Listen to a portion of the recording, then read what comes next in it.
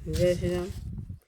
अथ तो देश कालज्ञो राजपुत्र वरिंदमो देशे काले च वाक्याज्ञा ब्रवृताम कौशिकम वचः। तदंतर देश और काल को जानने वाले शत्रुदमन राजकुमार श्री राम और लक्ष्मण, जो देश और काल के अनुसार बोलने योग्य वचन के मर्मज्ञ थे, कौशिक मुनि से इस प्रकार बोले।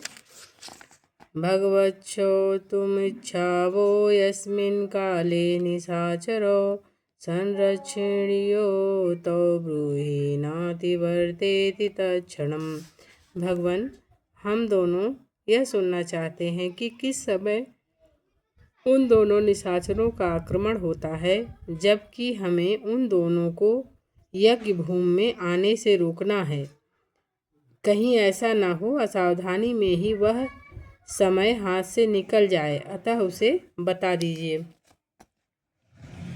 एवं ब्रुवाणो काकुत्स्थो त्वरमाणो युयुत्सवा सर्वे ते मुनयः प्रीता प्रशंसन्नुरूपात्मजो।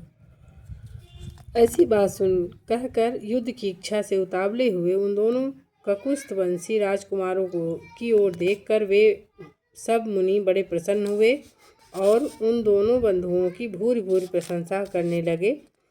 अद्य प्रभृति सदान्त्रं रक्षताम राघवो युवां दीक्षां गतोऽहं मुनिमौनित्वं च गमिष्यति।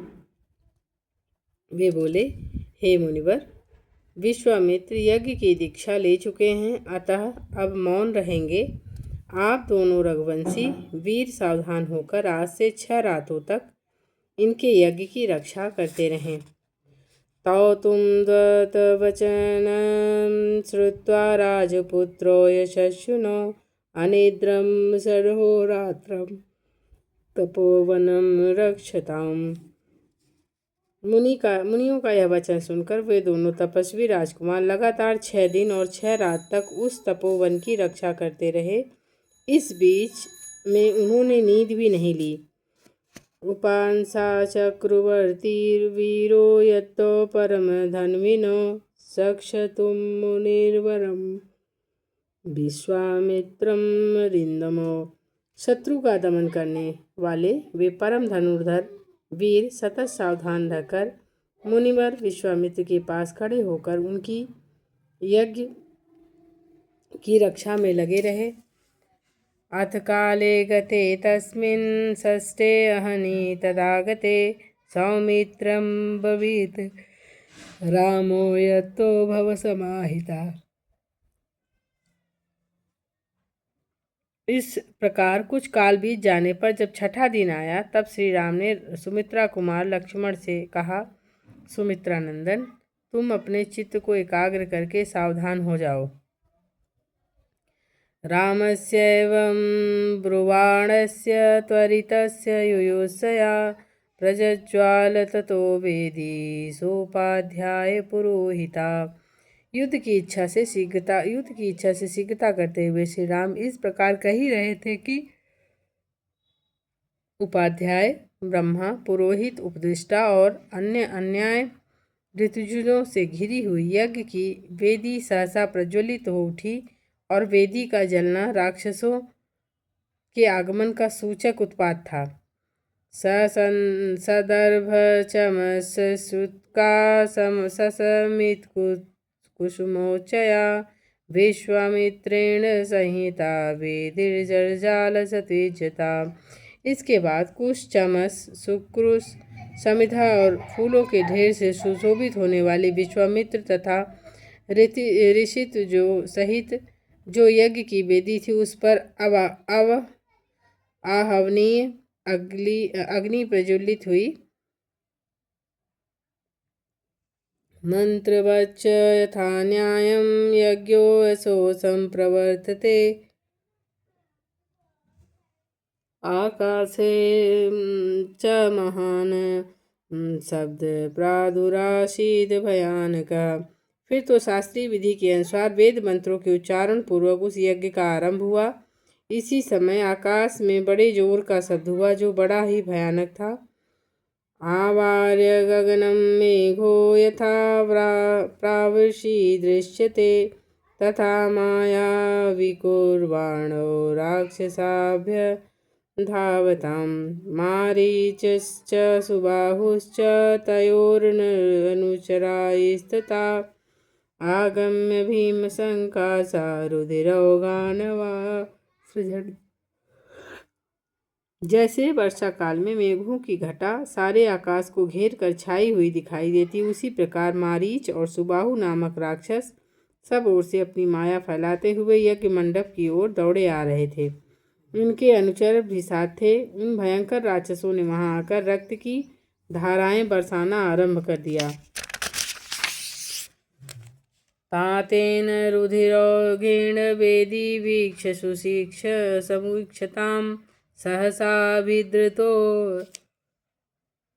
रामस्तान् पश्यत् ततो दिभिः तावा पतन्तो सहसा दृष्ट्वा राजीवलोचन लक्ष्मणं त्वभिः संप्रेक्ष्य रामो वचनं ब्रवीत। रक्त के उस प्रभाव के यज्ञ से यज्ञ वेदी के आसपास की भूमि को भीगी हुई देखकर श्री रामचंद्र जी सहसा दौड़े और इधर उधर दृष्टि डालने पर उन्होंने राक्षसों को आकाश में स्थित देखा। मारीच और सुबाहु को सहसा आते देख कमल नयन श्री राम ने लक्ष्मण की ओर देखकर कहा, पश्य लक्ष्मण दुर्वंतान राक्षसान पिशिताशनान मानवास्त्र समाधूतान नीलेन यथा घनान करिष्यामि न संदेहो नोत्सहे हन्तुमीदृशान। लक्ष्मण वह देखो, मांस भक्षण करने वाले दुराचारी राक्षस आ पहुँचे हैं। मैं मानवाशास्त्र से इन सबको उसी प्रकार मार भगाऊंगा जैसे वायु के वेग से बादल भिन्न भिन्न हो जाते हैं। मेरे इस कथन में तनिक भी संदेह नहीं। ऐसे कायरों को मैं मारना नहीं चाहता।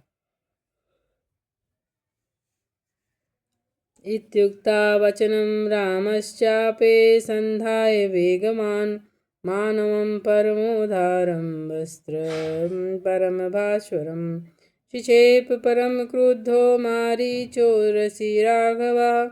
ऐसा कहकर वेगशाली श्री राम ने अपने धनुष पर परम उदार मानवास्त्र का संधान किया और यह अस्त्र अत्यंत तेजस्वी था। श्री राम ने बड़े रोम में भरकर मारीच की छाती में उस बाण का प्रहार किया।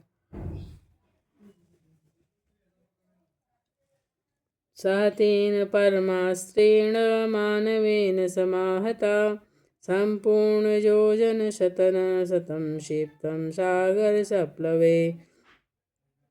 उस उत्तम मानव शास्त्र का गहरा आघात लगने से मारीच पूरे 100 योजन की दूरी पर समुद्र के जल में जा गिरा। विचेतनं विगूढ़न्तं शीतेषु बलपीडितं निरस्तं दृश्य मारीचं रामो लक्ष्मणं ब्रवीत। शीतेषु नामक मानव शास्त्र से पीड़ित हो मारीच अचेत सा होकर चक्कर काटता हुआ दूर चला जा रहा था। यह देख श्री राम ने लक्ष्मण से कहा, पश्य लक्ष्मण शीतेषु मानवम् अनुसंहतं मोहित्वा नयतेन येनं न च प्राणे विवर्जिते। लक्ष्मण देखो, मनु के द्वारा प्रयुक्त शीतेषु नामक मानवास्त्र इस राक्षस को मूर्छित करके दूर लिए जा रहा है, किंतु इसके प्राण नहीं ले रहा है। इमानपि वधिष्यामि निर्घृणान् दुष्टचारिणा राक्षसान् पापकर्मे स्थानं यज्ञज्ञानं राक्षसान् पापकर्मे स्थानं यज्ञानान् रुधिराशनान्। अब यज्ञ में विघ्न डालने वाले इन दूसरे निर्दय दुराचारी पापकर्मी और रक्तभोजी राक्षसों को भी मार गिराता हूँ। इत्युक्ता लक्ष्मणं चासु लाघवं दर्शयन्निव विहग्रासं सुमहच्चास्त्रमाग्नेयं रघुनन्दनः सुबाहुरसिचेपि सविद्ध पाप प्रापतप भुवि शेषानवाव्यमादाय निजघान महायशा राघव परमोदारो मुनीनां मुदमावहन। लक्ष्मण से ऐसा कहकर रघुनंदन श्री राम ने अपने हाथ की फुर्ती दिखाते हुए शीघ्र ही महान आग्नेय शास्त्र का संधान करके उसे सुबाहु की छाती पर चलाया। उसकी चोट लगते ही वह मरकर पृथ्वी पर गिर पड़ा। फिर महायशस्वी परम उदार रघुवीर ने वायुव्यास्त्र लेकर शेष निशाचरों का भी संहार कर डाला, मुनियों को भी परम आनंद प्रदान किया। सत्वा राक्षसान् सर्वान् यज्ञघनान् रघुनंदन ऋषिभिः पूजितस्त्र यथेन्द्रो विजये पुरा। इस प्रकार रघुकुल नंदन श्री राम यज्ञ में विघ्न डालने वाले समस्त राक्षसों का वध करके वहाँ ऋषियों द्वारा उसी प्रकार सम्मानित हुए जैसे पूर्व काल में देवराजेंद्र असुरों पर विजय पाकर महर्षियों द्वारा पूजित हुए थे। अथम यज्ञे समाप्ते तु विश्वामित्रो महामुनि नीरीतिका दिशो दृष्ट्वा काकुत्स्थमिदं ब्रवीत। यज्ञ समाप्त होने पर महामुनि विश्वामित्र ने संपूर्ण दिशाओं को विघ्न बाधाओं से रहित देखकर श्री रामचंद्र जी से कहा, कृतार्थो अस्मि महाबाहो कृतं गुरुवचस्त्वया सिद्धाश्रममिदं कृतसिद्धं कृतं वीरमहायशा। सा हि रामं प्रशस्येवं ताभ्यां संध्यामुपागमत। महाभावो, मैं तुम्हें पाकर कृतार्थ हो गया। तुमने गुरु की आज्ञा का पूर्ण रूप से पालन किया। यह महायशस्वी वीर, तुमने इस सिद्धांत आश्रम का नाम सार्थक कर दिया। इस प्रकार रामचंद्र जी की प्रशंसा करके मुनि ने उन दोनों भाइयों के साथ संध्या उपासना की। अथ ताम रजनी तत्र कृतार्थो राम लक्ष्मणो औषत मूर्धितो वीरो प्रहस्तेनान्तरात्मना। तदंतर कृतकृत्य हुए श्री राम और लक्ष्मण ने उस यज्ञशाला में ही वह रात बिताई। उस समय वे दोनों वीर बड़े प्रसन्न थे। उनका हृदय हर्षोल्लास से परिपूर्ण था। प्रभातायाम तु सर्वर्याकृतपौवारिका क्रियो विश्वामित्रमृषिश्चान्यान् सहितावविजमुतु। रात बीत जाने पर जब प्रातः काल आया तब वे दोनों भाई पूर्वाह काल के नित्य नियम से निवृत्त हो विश्वामित्र मुनि और अन्य ऋषियों के पास साथ साथ गए। अभिवाद्यं मुनिश्रेष्ठं ज्वलन्तमिव पावकम् उच्चतु परमोदारं वाक्यं मधुरभाषिणौ। वहाँ जाकर उन्होंने प्रज्वलित अग्नि के समान तेजस्वी मुनि श्रेष्ठ विश्वामित्र को प्रणाम किया और मधुर भाषा में यह परम उदार वचन कहा। इमो स्म मुनि शार्दूल किंकरो समुपागतो आज्ञापय मुनि श्रेष्ठ शासनम करवाय किम। मुनि प्रवर, हम दोनों किंकर आपकी सेवा में उपस्थित हैं। मुनि श्रेष्ठ, आज्ञा दीजिए, हम क्या सेवा करें। एवमुक्ते ततोर्वाक्ये सर्व महर्षया विश्वामित्रं पुरस्कृत्य रामवचनं ब्रुवन्। ऐसा उन दोनों के ऐसा कहने पर वे सभी महर्षि विश्वामित्र को आगे करके श्री रामचंद्र जी से बोले, मैथिलस्य नरश्रेष्ठ जनकस्य भविष्यति यज्ञ परम धर्मिष्ठस्त्रयस्यामहे वयम्। नरश्रेष्ठ, मिथिला के राजा जनक का परम धर्म यज्ञ आरंभ होने वाला है, उसमें हम लोग जाएंगे। त्वं चैव नरशार्दूल सहसास्माभिर्गमिष्यसि अद्भुतं च धनुरत्नं तत्र त्वं द्रष्टुं महर्षि पुरुष सिंह, तुम्हें भी हमारे साथ वहाँ चलना है। वहाँ एक बड़ा ही अद्भुत धनुष रत्न है, तुम्हें उसे देखना चाहिए। तद्धि पूर्वं नरश्रेष्ठ दत्तं सदसि देवते अप्रमेय बलं घोरम अखेव परम भास्वरम। पुरुष प्रवर, पहले कभी यज्ञ में पधारे हुए देवताओं ने जनक के किसी पूर्व पुरुष को वह धनुष दिया था। वह कितना प्रबल और भारी है, इसका कोई माप तौल नहीं है। वह बहुत ही प्रकाशमान और भयंकर है। नास्य देवा न गंधर्वा नासुरा न च राक्षसा कर्तुमारोपणं शक्ता न कथचनं मनुषा। मनुष्यों की तो बात ही क्या है, देवता, गंधर्व, असुर और राक्षस भी किसी तरह से उसकी प्रशंसा नहीं चढ़ा पाते। धनुस्तस्य वीर्यहि जिज्ञासन्तो महीक्षिता न सेकुरारोपी पयुतुम राजपुत्रा महाबला। उस धनुष की शक्ति का पता लगाने के लिए कितने ही महाबली राजा और राजकुमार आए, किंतु कोई भी उसे नहीं चढ़ा सका। तधनुर्शर्दादुल मैथिलस्य महात्मना तत्र रक्षसि काकुत्स्थस्थ यज्ञं च परमाद्भुतम्। काकुत्स्थस्य कुलनंदन पुरुष सिंह राम, वहाँ चलने से तुम महामना मिथिला नरेश के उस धनुष को तथा उसके परम अद्भुत यज्ञ को भी देख सकोगे। तद्धि यज्ञ फलं तेन मैथिलेनोत्तमं धनुः याचितं नरशार्दूल सुनाभं सर्वदेवते। नरश्रेष्ठ, मिथिला नरेश ने अपने यज्ञ के फल रूप में उस उत्तम धनुष को मांगा था, अतः संपूर्ण देवताओं तथा भगवान शंकर ने उन्हें वह धनुष प्रदान किया था। उस धनुष का मध्य भाग, जिसे मुट्ठी में पकड़ा जाता है, बहुत ही सुंदर है। आयागभूतं नृपतेस्तस्य वेश्मनि राघव अर्चितं विधि विधय गंधैर्धूरे पश्चा गुरुगंधिभिः। रघुनंदन, राजा जनक के महल में वह धनुष पूजनीय देवता के भांति प्रतिष्ठित है और नाना प्रकार के गंध, धूप और अगुर तथा आदि सुगंधित पदार्थों से उसकी पूजा होती है। एवमुक्त्वा मुनिवरः प्रस्थानं करोतु तथा प्रस्थानं करोतु तदा संघी संघं कसकाकुत्स्थ आमंत्र्य वन देवता।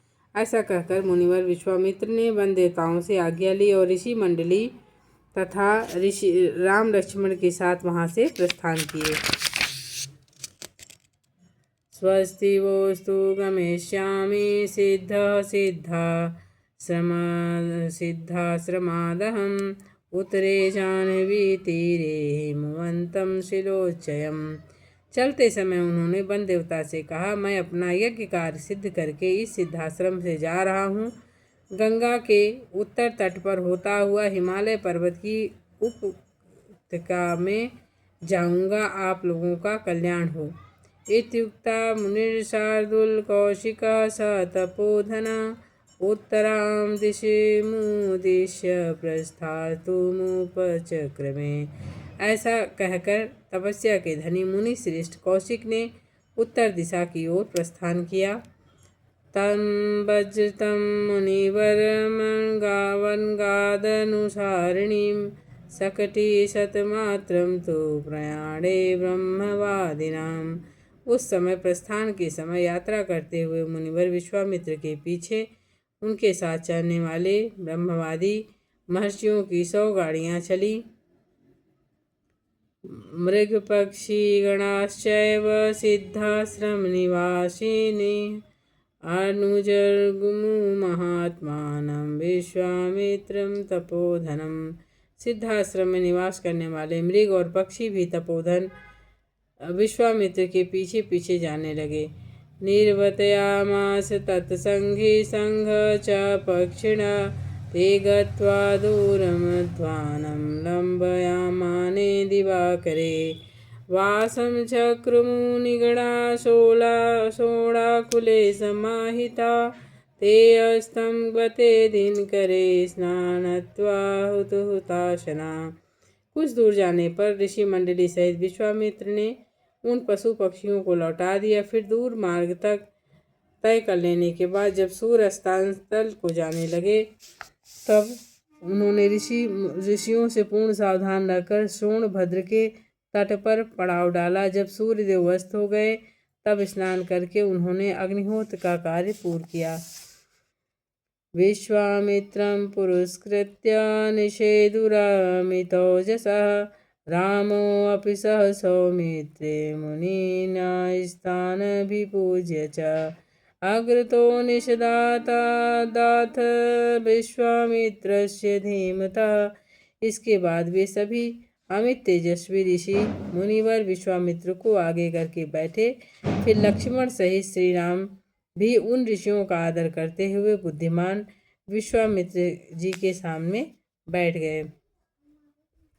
अथ रामो महातेजा विश्वामित्रं तपोधनं प्रपक्ष मुनि शार्दूलं कौतूहल समन्वितं। तत्पश्चात महातेजस्वी श्री राम ने तपस्या के धनी मुनि श्रेष्ठ विश्वामित्र से कौतूहल पूर्वक पूछा, भगवान को अन्वय देश समन्वन समृद्ध वन शोभित श्रोत्रमिच्छामि भद्र ते वक्तु महर्षि त्वतः। भगवान, यह हरे भरे समृद्धशाली वन से सुशोभित देश कौन सा है? मैं इसका परिचय सुनना चाहता हूँ। आपका कल्याण हो, आप मुझे ठीक ठीक इसका रहस्य बताइए। नोदितो राम वाक्येन कथयामास सुब्रतः तस्य देशस्य निखिलां ऋषि मध्ये महातपः। श्री रामचंद्र जी ने इस प्रश्न से प्रेरित होकर उत्तम व्रत का पालन करने वाले महातपस्वी विश्वामित्र ने ऋषि मंडली के बीच उस देश का पूर्ण रूप से परिचय देना आरंभ किया। ब्रह्मा योनि महानासीत कुशो नाम महातपा अक्लिष्ट व्रत धर्मज्ञ सज्जन प्रति पूजका। श्री राम पूर्व काल में कुश नाम से प्रसिद्ध एक महातपस्वी राजा हो गए थे। वे साक्षात ब्रह्मा जी के पुत्र थे। उनका प्रत्येक व्रत एवं संकल्प बिना किसी क्लेश या कठिनाई के पूर्ण होता था। वे धर्म के ज्ञाता, सत्पुरुषों का आदर करने वाले और महान थे। सह महात्मा कुलीनायाम युक्तायाम सुमहाबलान वेदभ्यार्य जनयामास चतुर्शतधान सुदान। उत्तम कुल में उत्तम विदर्भ देश की राजकुमारी उनकी पत्नी थी। उनके गर्भ से उन महात्मा नरेश ने 4 पुत्र उत्पन्न किए जो उन्हीं के समान थे। कुशाम्बं कुशनाभं च असूतरजसं वसुं दीप्तियुक्तान् महोत्साहान् क्षत्रधर्मचिकीर्षया तानुवाच कुशपुत्रान् धर्मिष्ठान् सत्यवादिनः क्रियतां पालनं पुत्रा धर्मस्य प्रापस्त्य पुष्कलम्।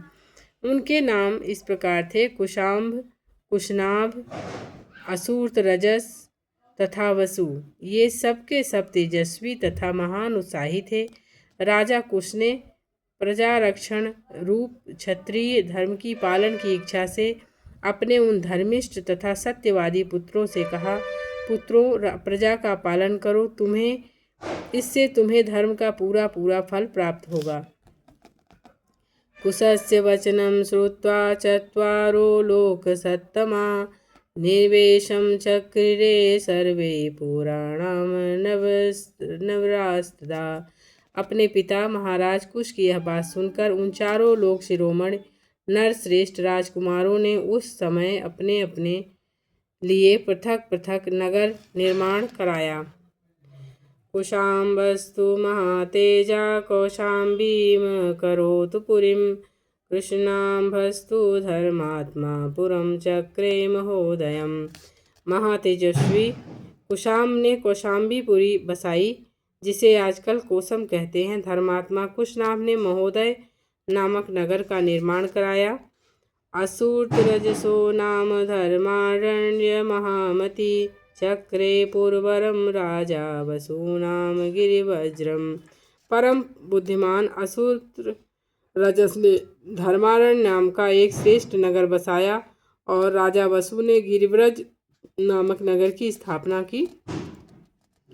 एषा वसुमती नाम वसोस्तस्य महात्मना एते शैलवरा पंच प्रकाशन्ते समन्ततः।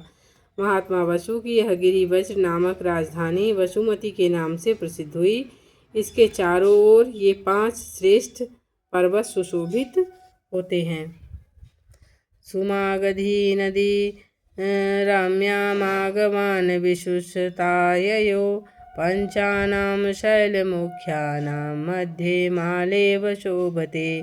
यह रमणीय सोन नदी दक्षिण पश्चिम की ओर से बहती हुई मगध देश में आई है, इसलिए इसे सुमागधी नाम से विख्यात हुई। यह इन 5 श्रेष्ठ पर्वतों के बीच में माला की भांति सुशोभित हो रही है। सहसा ही मागधी राम वसोस्तस्य महात्मना पूर्वाभिचारिता राम शुद्धक्षेत्रा सस्य मालिनी। श्री राम इस प्रकार मागधी नाम से प्रसिद्ध हुई। यह सोन नदी पूर्वोक्त महात्मा वसु से संबंध रखती है। रघुनंदन, यह दक्षिण पश्चिम से आकर पूर्वोत्तर दिशा की ओर बहती हुई उसके दोनों तटों पर सुंदर क्षेत्र है, अतः यह सदा सस्य मालाओं से अलंकृत यानी हरी भरी खेती से सुशोभित रहती है। कुशनाभस्तु राजर्षि कन्या शतमनुत्तमं जनयामास धर्मात्मा घृताच्याम रघुनंदना। रघुकुल को आनंदित करने वाले श्री राम धर्मात्मा राजर्षि कुशनाभ ने घृताची अप्सरा के गर्भ से परम उत्तम 100 कन्याओं को जन्म दिया। तास्तु यौवनशालिन्यो रूपवत्य स्वलंकृता उद्यान भूमिमागम्य प्रवावृषिव सहदा गायन्त्यो नृत्यमानाश्च वादयन्तश्चुराघवा आमोदं परम जगमुवरावरणभूषिता। वे सबकी सब सुंदर रूप लावण्य से सुशोभित थीं। धीरे धीरे युवा अवस्था ने आकर उनके सौंदर्य को और भी बढ़ा दिया। रघुवीर, एक दिन वस्त्र और आभूषण से विभूषित हो वे सभी कन्याएं उद्यान में भूमि में बैठकर वर्षा ऋतु में प्रकाशित होने वाली विद्युत मालाओं की भांति शोभा पाने लगीं। सुंदर अलंकारों से अलंकृत हुई वे अंगनाएं गाती बजाती और नृत्य करती हुई वहाँ परम आमोद प्रमोद में मग्न हो गई। अथ तारुश्चर्वांगयो रूपेणा प्रतिमा भुवि उद्यान भूमिमागम्य तारा इव धनांतरे। उनके सभी अंग बड़े मनोहर थे। इस भूतल पर उनके रूप सौंदर्य की कहीं भी तुलना नहीं की जा सकती थी। उस उद्यान में आकर वे बादलों की ओट में कुछ छिपी हुई तारिकाओं के समान शोभा पा रही थीं।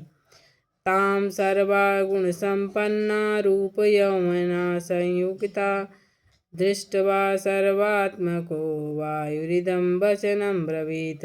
उस समय उत्तम गुणों से संपन्न तथा रूप और यौवन से सुशोभित उन सब राजकन्याओं को देखकर सर्वस्वरूप वायु देवता ने उनसे इस प्रकार कहा। अहं वं कामये सर्वा भार्या मम भविष्यथा मानुस्तस्य जाम भावो दीर्घमायुर्वाप्स्यता। सुंदरियों, मैं तुम सबको अपनी प्रेसी के रूप में प्राप्त करना चाहता हूँ। तुम सब मेरी भार्याएं बनोगी। अब मनुष्य भाव का त्याग करो और मुझे अंगीकार करके देवांगनाओं की भांति दीर्घ आयु को प्राप्त कर लो। चलम ही यौवनम नित्यम मानुषेषु विशेषता अक्षयम यौवन प्राप्ता मर्तश्च भविष्यथा। विशेष मानव शरीर में जवानी कभी स्थिर नहीं रहती, प्रतिक्षण क्षीण होती जाती है। मेरे साथ संबंध हो जाने पर तुम लोग अक्षय यौवन को प्राप्त करके अमर हो जाओगी। तस्य तद्वचनं श्रुत्वा वायुर्क्लिष्टकर्मण अपहास्य ततो वाक्यं कन्या शतं था ब्रवीत। अनायासी महान कर्म करने वाले वायुदेव का यह कथन सुनकर वे 100 कन्याएं अवहेलना पूर्वक हंसकर बोली, अंतरश्चरसि भूतानां सर्वेषां सुरसत्तम प्रभावज्ञाश्च ते सर्वा किमर्थम अन्वन्यसे। सुरश्रेष्ठ, आप वायु के रूप में समस्त प्राणियों के भीतर विचरते हैं। आपको मालूम होगा कि हमारे मन में आपके प्रति कोई आकर्षण नहीं है। हम सब बहनें आपके अनुपम प्रभाव को भी जानती हैं। ऐसी दशा में यह अनुचित प्रस्ताव करके आपने हमारा अपमान किस लिए किया? कुशनाभसुता देव समस्ता सुरसत्तमं स्थानाचय वै तुम देव रक्षामस्तु तपोवयम्। देव शिरोमण, यह सब की सब राजर्ष कुशनाभ की कन्याएं हैं। देवता होने पर भी आपको शाप देकर वायु पद से भ्रष्ट कर सकती हैं, किंतु ऐसा करना नहीं चाहती क्योंकि हम अपने तप को सुरक्षित रखती हैं। मां भूत सकालो दुर्मेध पितरम सत्यवादिनम अवमन्य स्वधर्मेण स्वयंवरमुपास्महे।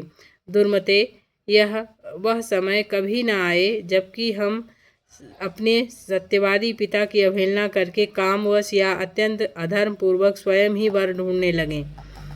पिता ही प्रभुस्माकं देवतं परम सहच यस्य नो दास्यति पिता स नो भार्ता भविष्यति। हम लोगों पर हमारे पिताजी का प्रभुत्व है, वे हमारे लिए सर्वश्रेष्ठ देवता हैं। पिताजी हमें जिस हाथ में दे देंगे वही हमारा पति होगा। तासां तु वचनं श्रुत्वा हरि परम कोपनः प्रवेश्य सर्वगात्राणि बिभज्य भगवान प्रभु अरत्निमात्रा कृतयो भग्ना गात्रा भार्यदिता। उनकी यह बात सुनकर वायु देवता अत्यंत कुपित हो उठे और ऐश्वर्यशाली प्रभु ने उनके भीतर प्रविष्ट हो सब अंगों को मोड़कर टेढ़ा कर दिया। शरीर मुड़ जाने के कारण वे कुबड़ी हो गईं। उनकी आकृति मुट्ठी में बंधे हुए हाथ के बराबर हो गई। वे भय से व्याकुल हो उठीं। ता कन्या वानुना भग्ना विशीर्णोपेत गृहं भविष्य प्रवेश्य तु शुभंतानां सलज्जा शास्त्रलोचना।